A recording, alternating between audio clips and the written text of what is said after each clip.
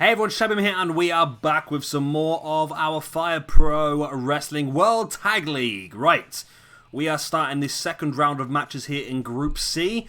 I think today we'll have the 4 teams that won their opening matches. So we'll have Sheamus and Cesaro, of course, Jeff Cobb and Matt Riddle, Revival, and the leaders of New School. Probably in that order, to be honest. We're going to go for Sheamus and Cesaro versus Matt and Jeff. Why not? There we go. Right, so let's go down to here. There we go. Sheamus and Cesaro versus Matt Riddle and Jeff Cobb. Boom, we're underway. Which means our second match of the video then will be the Revival versus the leaders of New School, Mighty Skull and Zack Sabre Jr. It's pretty good this. We're getting through this now. It's taken quite a while to get through it all. A lot longer than I anticipated this tournament was going to take, to be honest with you. Well, I knew it was going to take as long as it... Wow, that's so loud. Okay, I'll turn the volume down. It's what I expected, but to be honest, I didn't expect me to change my upload schedule for WWE, which has obviously caused a massive amount of extra videos for me, so I'm hoping to push through this tournament as quickly as we can now. We are going to cut down to just 2 videos a week on this now, just because of recording times and so forth, so we'll get through it all. We've still got to finish off Group C, we've got to do Group D as well, and then we have a knockout stage with the 8 teams that came top 2 in their groups. There's a lot of stuff going on. If you've not watched the new SWE Universe, I do suggest you check that out. We've got the first episode of the weekly shows coming in today, I believe, as Impact Wrestling might be uploaded already, so keep an eye out for that. And of course, if you've not seen it already, we did the Pro Wrestling Guerrilla Battle of Los Angeles over the weekend just gone, which was really enjoyable. Some of the best shows I think I've ever made, actually, so I was very happy with that, and you guys seem to really link up to it as well. It's the best video I've ever uploaded for views. I was stunned, literally, as of when I'm recording this now, episode 1 got 200 views in 48 hours. That's insane. I've never had that many. I know that sounds terrible when you look at some of these massive YouTube channels, but for me, 200 views in that period of time is immense. I was so happy, so thank you very much for all your support. Continued, of course. And hopefully, this new universe mode can really bring some more life into the channel. I'm looking forward to it. It's going pretty well so far. Sheamus now, nice Russian leg sweep, taking down Riddle. Sheamus sending Riddle into the corner and just slamming him face first into that turnbuckle. Both backing away, and it's Sheamus making the tag. Cesaro now, the legal man. Sheamus really wrenching back at that neck. Cesaro now taking Matt Riddle up and dropping him hard. There's the pin. Not enough because Jeff Cobb gets across, breaks it up. Cesaro now sending Matt Riddle. This is actually a really good match when you look at it. I mean, thinking about it logically, the 2 guys in the ring, they're both pretty high level. They're both very, very strong. And the style is pretty good as well. The style links up really nicely for those 2. Cesaro now once again, now with a torture rack submission locked in. Jeff Cobb now gets taken up into a double suplex by the Bar.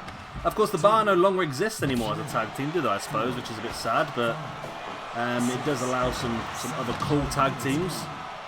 And we've still got the potential now of getting the tag team of Cesaro and Cassius Ohno back together, which is what I'm really hoping to see. Nice forearm there by Sheamus. Bringing Jeff Cobb back up, but Cobb's playing possum, catching Sheamus, taking him down now with a scoop slam. Now off the ropes they go, and Sheamus with that jumping forearm. Jeff Cobb now as well, dropping Sheamus with that discus backdrop. And a standing shooting star by Jeff Cobb, but it's a kick out by Sheamus. Nice Russian leg sweep by Sheamus as well, but Jeff Cobb tried to sneak up behind him, but Sheamus took him out as well, and Riddle now running forearm in the corner. Nice German suplex. Riddle able to break free from the corner, but now a tag once again. Cesaro bringing Riddle back up. Riddle now with the gut wrench suplex. Cesaro, big forearm and then big chops in the corner as well. Nice takedown there by Cesaro, now dragging Riddle away from the ropes, but Riddle catching Cesaro with the gut wrench suplex. Riddle with a big knee in the face, sending Cesaro down. And now on the outside, the Chosen Bros attacking. Oh, Cesaro taking him down with that combined flatliner Russian leg sweep. Cesaro, nice fall-away slam with a bridge and pin. Riddle was there to break it up though.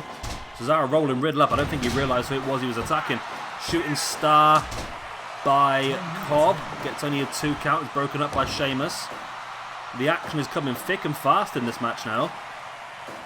Don't think it'll be too long before one of these teams get a victory here. And of course, it's a very important match because the winner of this one will get 2 wins out of 2, which puts them guaranteed to be joint top of the table at the end of tonight's show alongside the winners of our main event here tonight.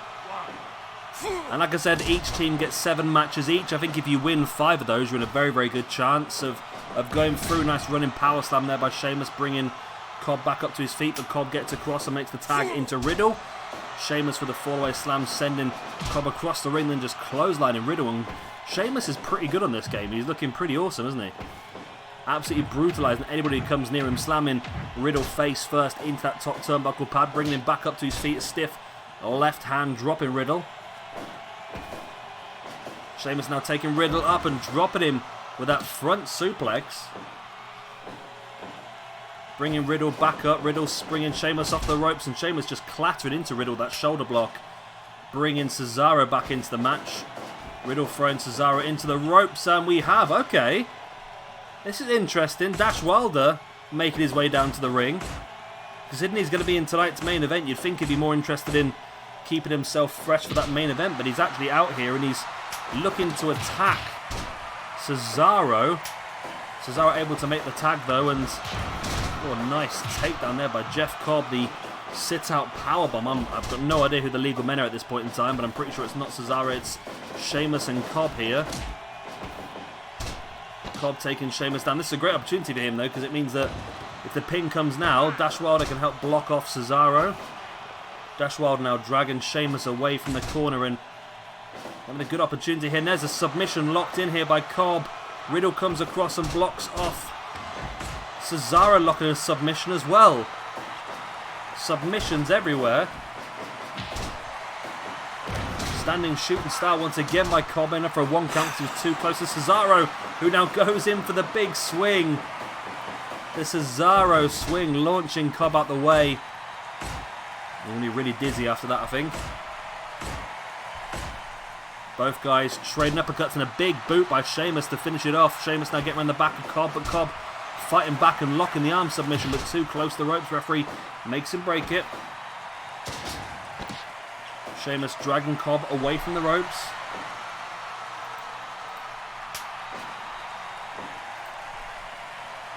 Sheamus now gets caught by a gut wrench suplex by Jeff Cobb. Cobb again, nice sit-out powerbomb.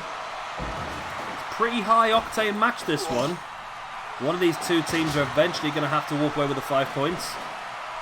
There's a pin, but again, too close to the ropes. Submission locked in once again by Riddle. Cobb blocking off Sheamus, but it's still not enough to get the win.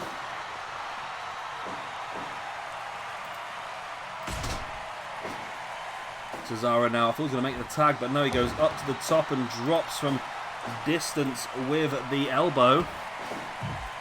Riddle sending Cesaro into the corner. Cesaro there with the scoop slam, now bringing Riddle back up to his feet. Sheamus comes in, just big booting Riddle right in the face. Riddle though with a Pele kick out of nowhere on both members of the bar. Quick roll up here by Cesaro, and he's got it.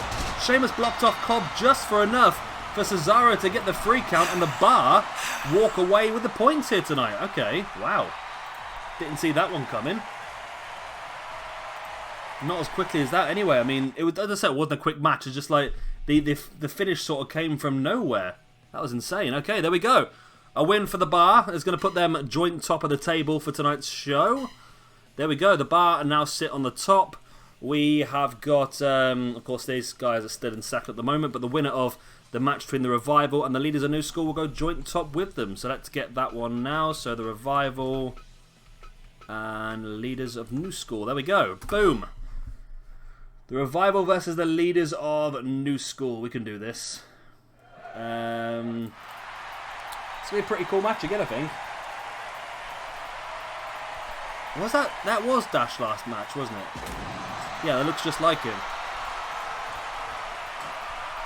Just for some reason he's got different attire on now, but so different. I thought he had red trunks on when he did the interference. Have I got 2 dashes by any chance?